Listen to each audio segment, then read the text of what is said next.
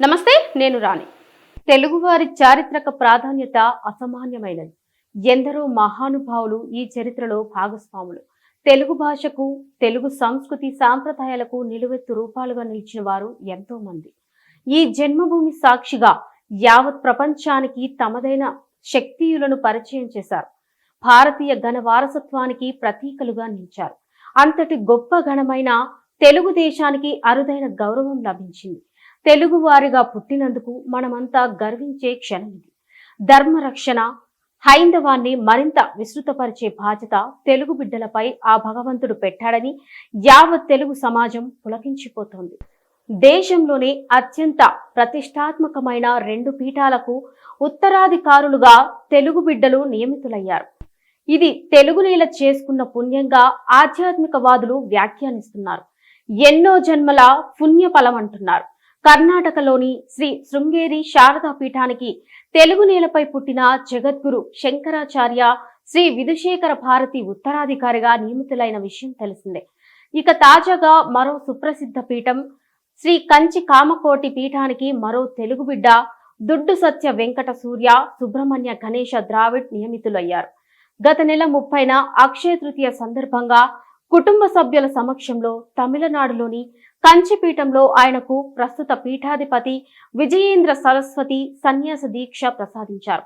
ఈ కార్యక్రమంలో తల్లిదండ్రులు దుడ్డు మంగాదేవి, ధన్వంతరి కుటుంబ సభ్యులు పాల్గొన్నారు.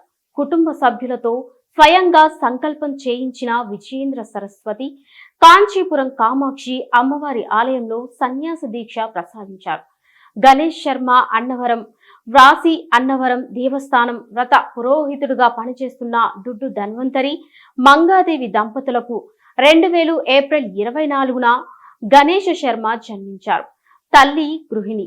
గణేష శర్మ 6 ఏటనే రత్నాకర భట్టు వద్ద ఋగ్వేదం అభ్యసించి నిష్ఠాతులయ్యారు. అనంతరం తెలంగాణలోని బాసర జ్ఞాన సరస్వతి దేవస్థానంలో పండితుడుగా వ్యవహరించారు. ఆ సమయంలో బాసర పర్యటనకు వచ్చిన విజయేంద్ర సరస్వతి ఆయనను శంకర మఠానికి తీసుకెళ్లారు.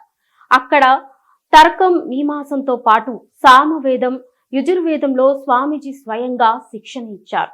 2018 జనవరి 28న జయేంద్ర సరస్వతి మహాసమాధి చెందడంతో అప్పట్లో ఉత్తరాధికారిగా ఉన్న విజయేంద్ర సరస్వతి 70వ పీఠాధిపతిగా బాధ్యతలు స్వీకరించారు. తర్వాత 6 ఏళ్ల పాటు ఉత్తరాధికారి ఎంపిక వాయిదా పడుతూ వచ్చింది. అలా ఇప్పుడు ఆ కార్యక్రమం కూడా పూర్తయింది. గణేష శర్మకు శ్రీ సత్య చంద్రశేఖరేంద్ర సరస్వతి అనే పేరును ప్రసాదించారు. గణేష శర్మ నియామకంపై 2 తెలుగు రాష్ట్రాల ముఖ్యమంత్రులు హర్షం వ్యక్తం చేశారు. AP CM Chandrababu, Telangana CM Revanth Reddy X వేదికగా శుభాకాంక్షలు తెలిపారు. ఇక జగద్గురు శంకరాచార్య శ్రీ విధుశేఖర భారతి కూడా తెలుగువారే కావడం మన అందరి అదృష్టం. శ్రీ కుప్ప వెంకటేశ్వర ప్రసాద శర్మగా పవిత్రమైన నాగపంచమి రోజున 1993లో జూలై 24న ఆంధ్రప్రదేశ్లోని తిరుపతిలో వేద పండితుల కుటుంబంలో జన్మించారు. భగవంతుని పట్ల భక్తి, వైదిక జీవన విధానంతో నిండిన వాతావరణంలో పెరిగిన ఆయన తన తండ్రి, తాతల వద్ద కృష్ణ యజుర్వేదంలో ప్రాథమిక శిక్షణ పొందారు. 2009 ప్రారంభంలో శృంగేరి సందర్శించినప్పుడు జగద్గురు శ్రీ భారతీ తీర్థ మహాసన్నిధానంలో ఆశ్రయం పొంది జగద్గురువు వద్ద శాస్త్రాలను అధ్యయనం చేయాలనే కోరికను వ్యక్తం చేశారు. ఆ నిజాయితీకి, అతని తెలివితేటలకు ముగ్ధుడైన జగద్గురువు స్వయంగా అతనికి శాస్త్రాలను బోధించి ఆశీర్వదించారు.